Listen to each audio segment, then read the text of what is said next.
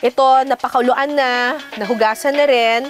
Para naman sa ating crispy tab, titimplahan ng bawang, paminta, breading mix, at cornstarch ang nalinis na laman ng tab.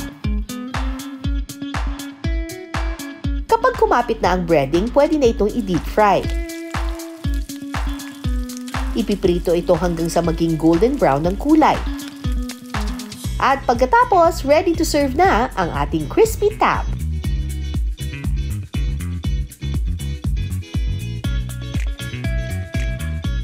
Tikman naman natin itong crispy tab. Wow! Crispy talaga, oh. Alam niyo yung crispy tahong chips? Parang ganun yung peg niya. Wow! Sobrang crunchy. Hindi naman siya mapait, hindi siya malansa. Dito sa dalawang to, mas gusto ko tong sisig. Kasi pwede mo siyang kainin as is, tapos pwede rin siyang kainin sa kasama ng kanin.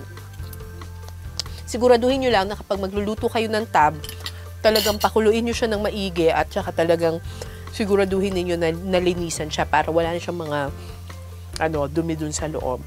Kaya ito talagang walang lansa at all.